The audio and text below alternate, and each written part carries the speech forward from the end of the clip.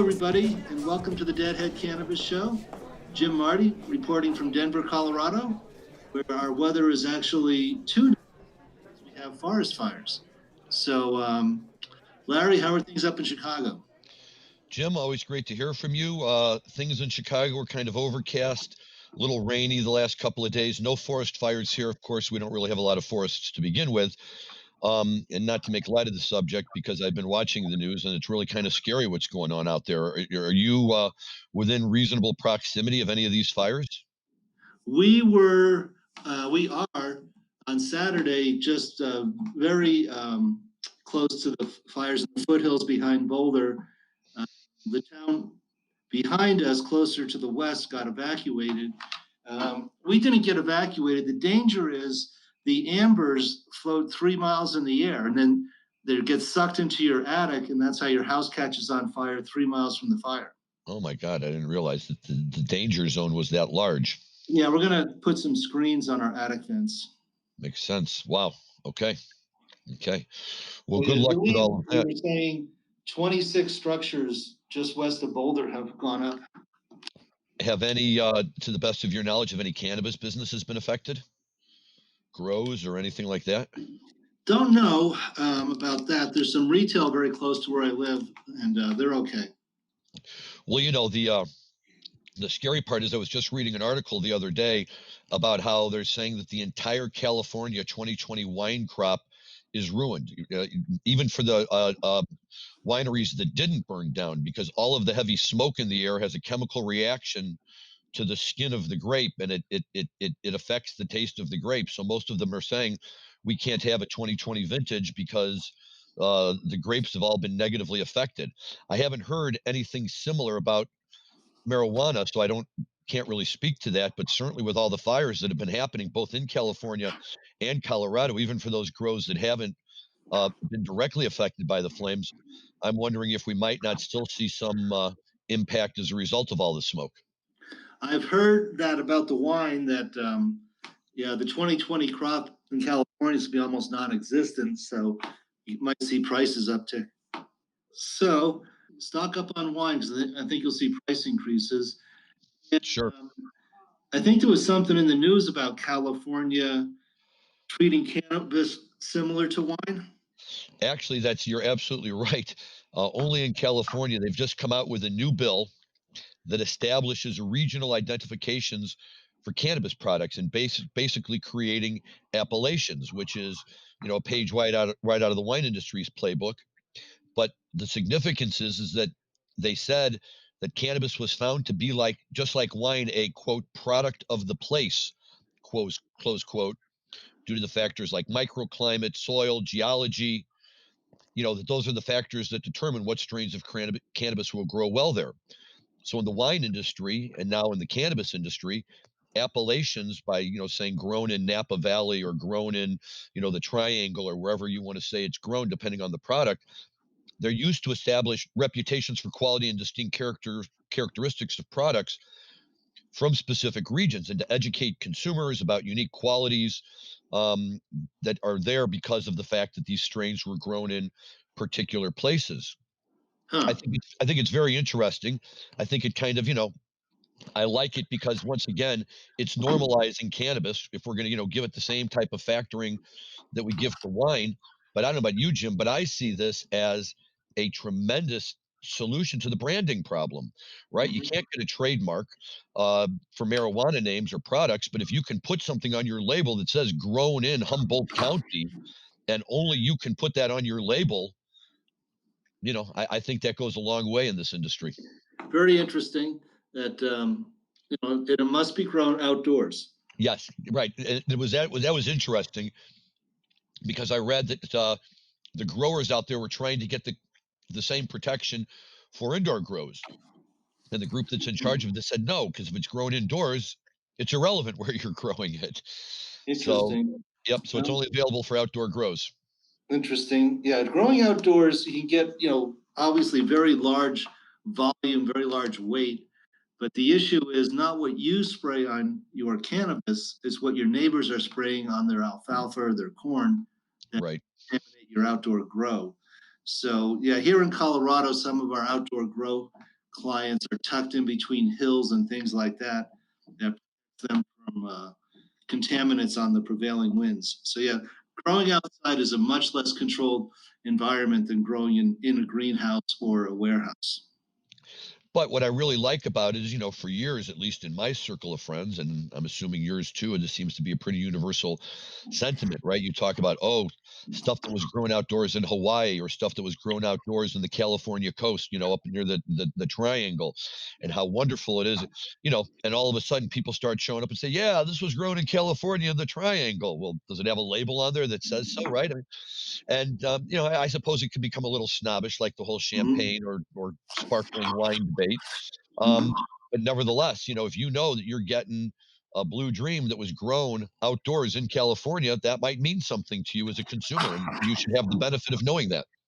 Yep. So, what else we got? It's kind of quiet. We're a week or two ahead of the election. And so we'll talk more about the results. There's 5 or 6 states voting on medical or adult use. So we'll Right. back And around to that. and But next week, actually, Jim, I think for our listeners, um, our show next week will be coming out on the Monday before Election Day. And so, listeners who are interested in hearing about marijuana proposals that are on ballots, in case you live in a state that has one, we will be going down a list of all of those. So, if you want to tune into that show, you'll be able to find out where these votes are taking place. yes, for our listeners, there's a company that puts out a monthly report, and a month or two ago, they did a pretty deep dive into all the ballot initiatives that are on the ballot around the country this fall. And the name of that outfit that I work with is Higher Yields. So if you Google Higher Yields, you can find that report. And Larry and I will go through that same report a week from today. Yep, absolutely. Because if you, in case you're not otherwise motivated to go out and vote, let that be the reason to motivate you to go out and vote. So whatever it takes, but if you can support a good cannabis proposal, we want you to do it. Yep. Yeah, this is a very nonpartisan show. We have one issue that we really care about, and that's the proper legal framework and regulatory model for cannabis.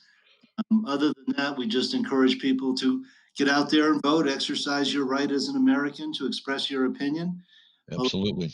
As Jerry Garcia, I believe, said, not voting is voting. Yeah, and leave it to Jerry to find a way to describe the ability. Doing nothing is doing something. But yeah, look, whatever. I just think it's important because everybody has an opinion. If you stop somebody on the street, they'll certainly give you their opinion. If you have an opinion, go vote. It's one way or the other. So at least we know that whatever the results are, it's the results of what the people in the country really want. And again, if you're looking for reasons to motivate you to go vote, if you're tired of politics, go vote for the cannabis initiatives. Find out what's happening in your community on a local level. There's always something to go vote for. Yes. Um, Okay. Other things to talk about. I guess Missouri. yeah. So Missouri, the state of my birth. I grew up in Missouri, still remain a diehard St. Louis Cardinal fan, and was just in St. Louis last week visiting my father. And lo and behold, my visit coincided with the opening of the first medical cannabis dispensary in Missouri. It's called the letter N, Bliss, Bliss. It's located in St. Louis County, which is rather large. It's the entire metropolitan area surrounding St. Louis City. Um, but again, not very far from where my father lives, and I was able to drive by and, like you would expect at any new opening of a dispensary, especially the very first one in the state, there were long lines, there was news media, there were people protesting it, there were people in favor of it. Um, but this is big news in a place like Missouri, Jim. You have to understand, um, Missouri politically has always been a very, very conservative state, and these types of ideas, while you and I certainly agree, I think that uh, people on both sides of the aisle enjoy this product, and that's not always the factor. But sometimes uh, certain politicians will be receptive to their constituents. And Missouri also has a large population of evangelicals who are also not big supporters of any type of intoxicant, whether it's alcohol or marijuana, which I learned when I went to the University of Missouri Law School and met a number of kids from the state who were that way. And it was very interesting that people would be like that, but it is what it is. But here goes Missouri, and they're going to have marijuana that you can go out and buy, at least for now, if you're a patient. And it's tremendously exciting for me to see. They're predicting huge numbers, and they're going to staff it, if you will. I think they're going to have close to 100, almost 200, 192 dispensaries and 60 cultivators. Illinois, by contrast, had 21 or 22 cultivators and 55 or 56 dispensaries. And our population, maybe close to double Missouri almost. Right. Isn't Missouri about 6 million? Something in that range. Yeah, they're very close in size, I think, to Colorado. Right. And sometimes it's referred to as the buckle of the Bible Belt. Yes, it is. That's it. Absolutely right. The buckle of the Bible Belt. If you ever go down to Branson, that's where it all takes place. Um, So yeah, and another thing for Missouri that bodes well is here we go. The first dispensary is just opening. They already have 65,000 registered patients, with an estimated 10,000 more being processed. Whereas in Illinois, at our peak, before adult use came along and people were incentivized to join, financially incentivized to join the medical program, we only had about 40 or 45,000 people in the program. Hmm. So, when Missouri's predicting $250 million of sales next year and over 650 million by 2024, there's no reason to think that they won't get there. Oh, And yeah. I'll tell you, Jim, very rare do we, not so rare, but it's always fun. We get this nice little connection that comes together where our two topics fit right in with each other here, and those being cannabis and the Grateful Dead. And when I started law school at the University of Missouri in 1984, I wasn't really sure what to expect down there. I was coming out of Ann Arbor, Michigan, which was very liberal at the time. In fact, they had decriminalized marijuana long before. So possession of an ounce or less in Ann Arbor was a $5 citation, and people would wear pins saying $5 is fine with me. It's superimposed over a cannabis leaf and all that kind of stuff. Um, but when you get down to Columbia, Missouri, uh, it's a whole different world down there. I was ultimately able to meet people in Columbia who were able to direct me to the right people to be able to take care of my cannabis needs. But in so doing, I began to hear stories of a strain of Missouri weed called Missouri skunkweed, and it was no more descriptive than that. I'm sure nobody could even tell you if it was a indica or a sativa or anything like that. But the rumor was that it was a favorite strain of the band members and staff of roadies of the Grateful Dead.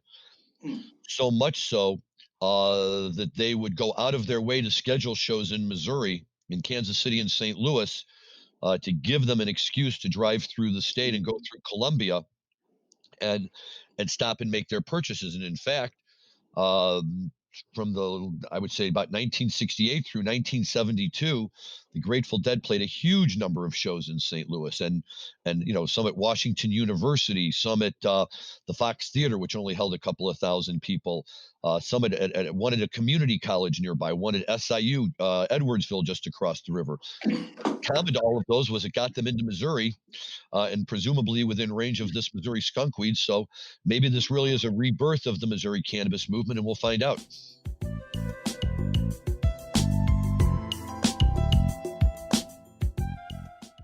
Well, we'll see. A lot of things are, happening in Missouri. The fact that they're already having harvests and retail sales in October, when really those licenses were just issued at the end of 2019, the beginning of 2020. Yeah, they've moved quickly, They really and that's well. even in the Some face of all the. operators, yeah, Yeah. some operators obviously got first to market, so good for them. Yep. To hear it, I think they'll hit their numbers. It is medical only, but Missourians, is that the right term? Yep. Missourians have a lot of health issues. There's a lot of diabetes. There's a lot of obesity. They eat a lot of fried food. So even though it's a medical only program, it'll still, I think, produce very good sales. And I think, isn't Missouri one of the states that's on the ballot for November for adult use?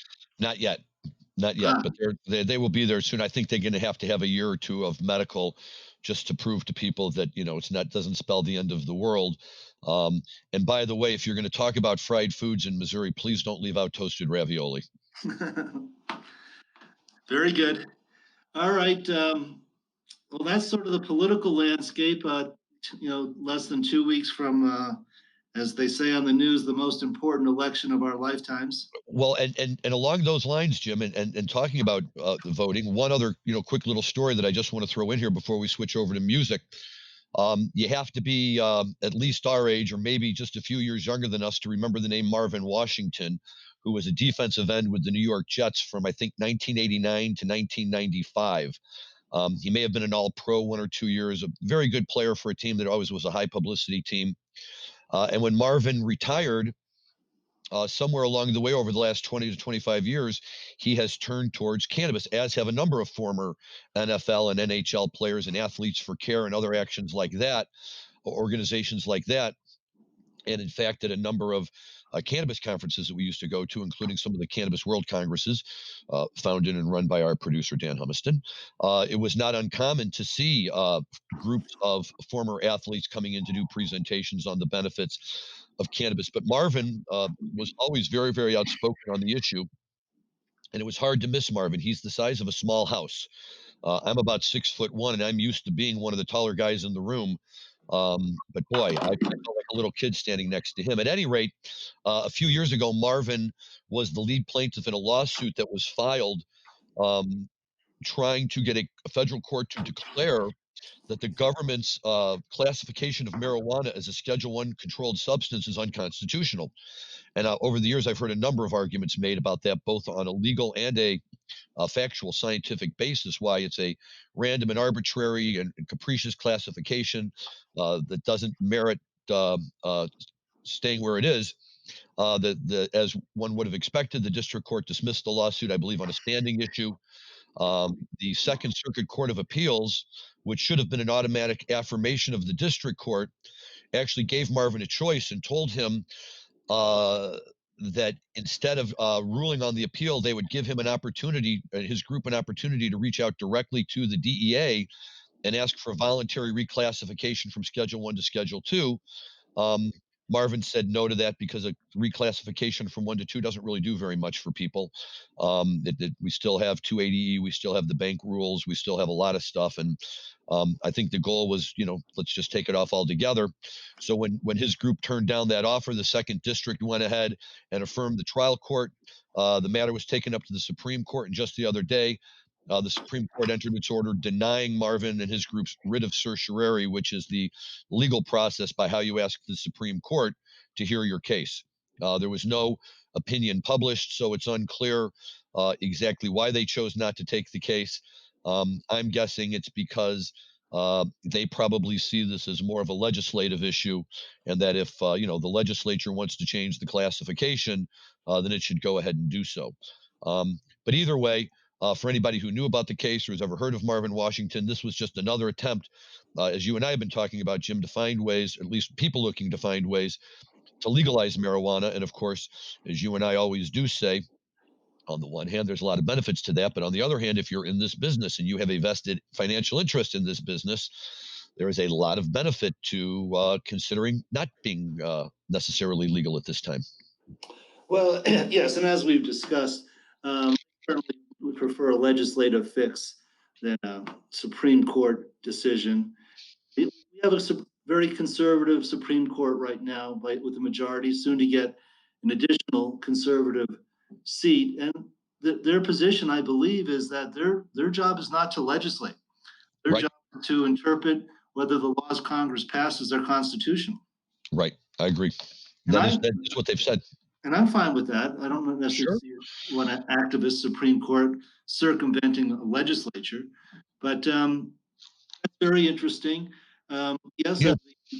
the legislation we are behind, or I certainly behind, is called the States Act by Cory Gardner. Colorado was in a very tough fight with former Governor Hickenlooper to keep his Senate seat, and also the other co-sponsor is Elizabeth Warren on the Democratic side, who I don't think is up for reelection this I year. don't think she is either. So, I think that's enough politics. Absolutely. Talk some music. Yes. FOD. So yeah, the beauty of this is the Dead haven't played in ages, but there's always just so much to talk about that, when we sat down today to think about what to do, you come up with 3 or 4 topics before we can blink an eye. But what I really want to start with, and we mentioned this maybe very briefly last week. Um, Dave's Picks is about to come out with its next volume. The last one that came out was great because it was from a show that I had seen in Philadelphia in 1984. And now this next one that's coming out is going to be a show from Hartford in 1987. And for me, this is just a time to celebrate. I'm a 1980s Dead guy. That's when I got on the bus. That's when I started watching them. And even though it went into the 90s, I still, my roots lay in the Dead and their sound of the 1980s. And for too long, there have been no releases, or very, very few releases from the 1980s. I think in Dick Lavatla's 36 volumes for Dick's Picks, there was only one show from the 1980s. Um, and now Dave has put out 2 back to back, but it's just great to see. It's a great sound. Brent at his strongest and really going well.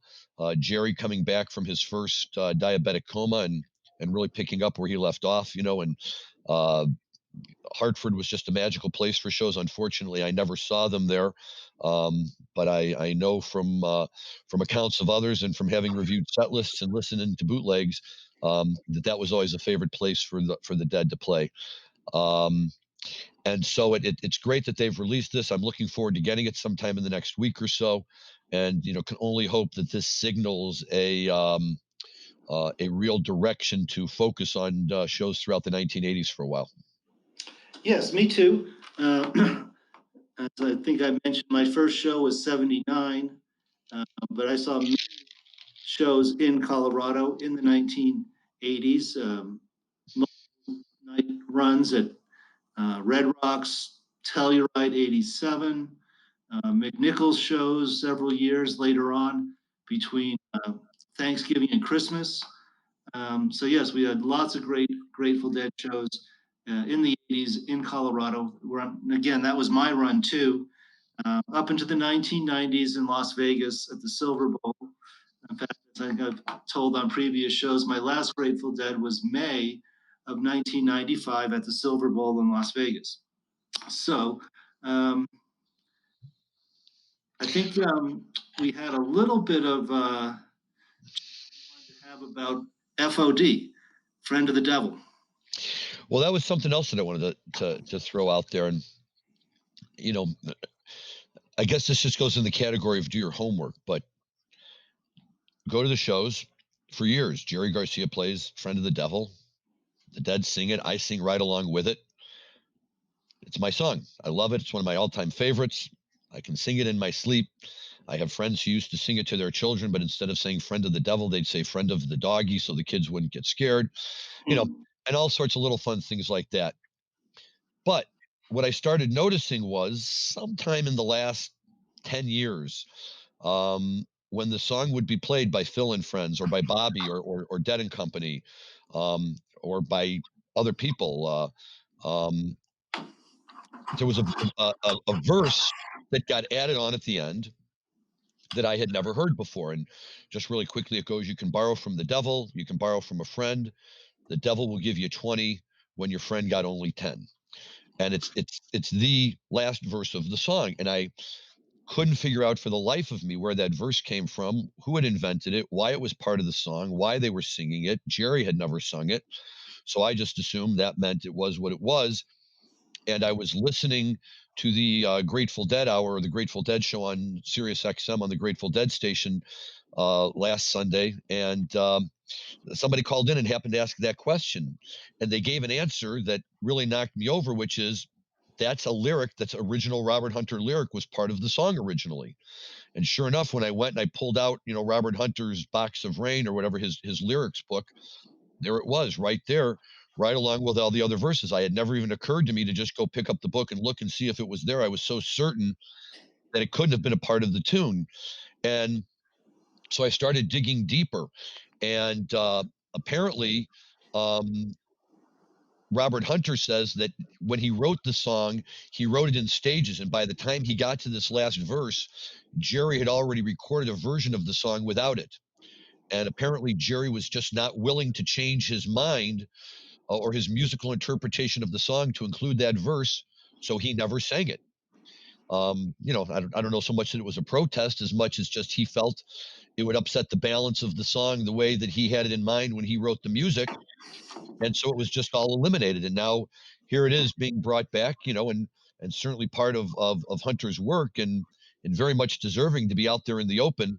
Um, and for me, it's just an important lesson, that you can love Jerry, but you just better be careful. If you buy in with him all the way, there might be some hidden secret that you just don't know about. So, Hmm. kudos to Robert Hunter and to the rest of the band for finally giving him his due for that last verse.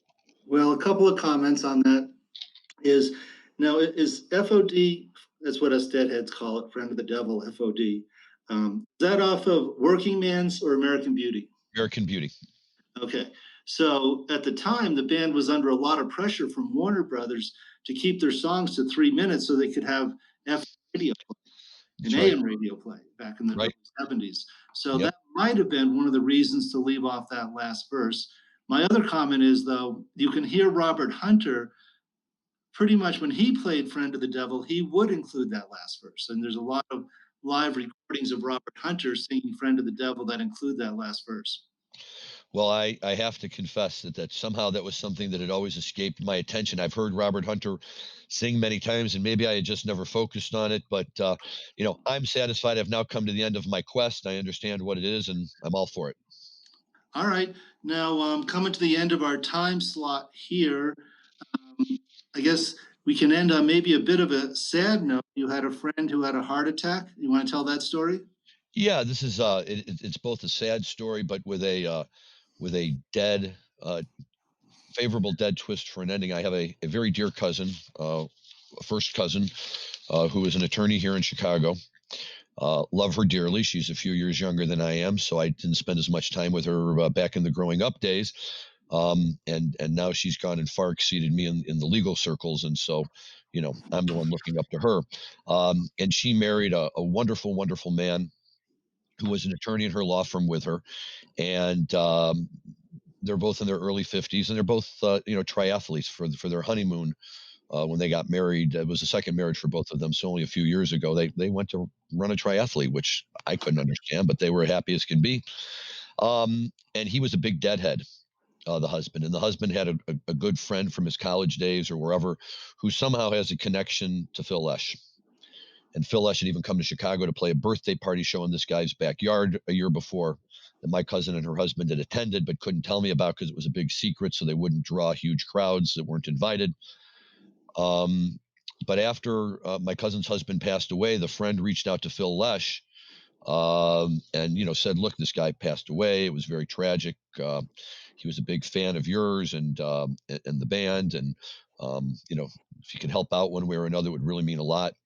And Phil, to his credit, sat down with his group, and they put together about a 45, well, it was just about exactly 45-minute set of music that they prepared from remote locations, and brought all together in one of these big puzzle piece Google screens. And a memorial service, online memorial service, was planned for my cousin's husband. And we all logged on, and within a minute or two after they made their introductions, they started this video. There was Phil Lesh giving a shout out to Feisty, which was his nickname.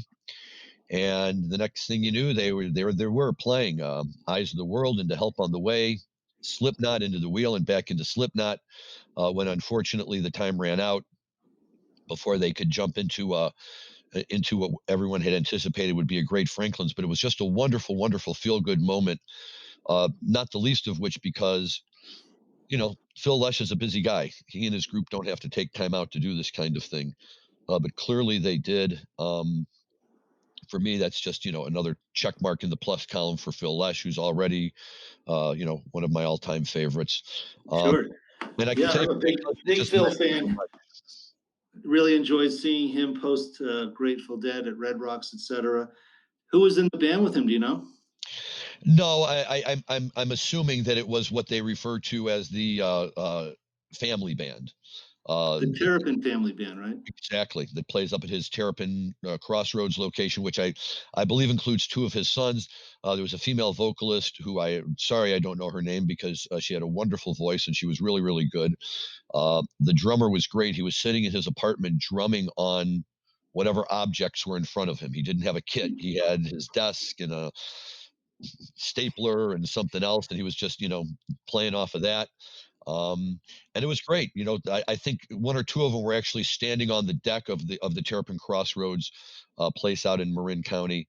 But it was a wonderful thing to see, and it made everybody feel good for a little while in relation to this guy, and for my cousin, it was a wonderful shot in the arm for her, and you hear all sorts of stories about rock and roll performers, and some are more temperamental than others. But you always like to think that the guys in the Dead would be, a cut above the rest and would have that little special spark in them. And this is certainly a plus for me in terms of my overall feelings of Phil Lesh. So it was a great thing to see.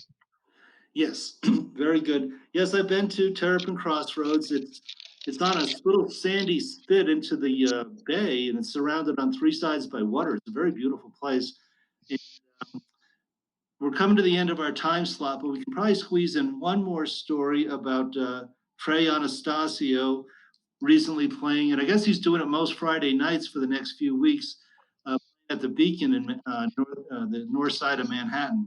Yep, he's doing a residency up there at the Beacon Theater, which is just a talk about, there's certain rock and roll venues in the world that just, all you have to do is just say their name and people know what you're talking about. And the Beacon is definitely one of them. And even though it was already a famous venue, there's no doubt that the string of residencies that the Allman Brothers did there every March for probably about 10 years running just elevated it to the next level. And Trey, yeah, he's playing there every Friday night for 7 or 8 weeks in a row with his little residency. It's all being broadcast so people can hear it. He sounds great. He's got great energy. He plays a whole wide variety of stuff. And you heard something interesting about that show, Jim. What did you hear about? Well, one, I've heard some of it on Fish Radio on XM Sirius, and sounds great. A lot of new songs. The old songs sound really good. Doing some very interesting a cappella, and Trey at a microphone with no guitar. So there's very interesting things coming out of that. Mm-hmm.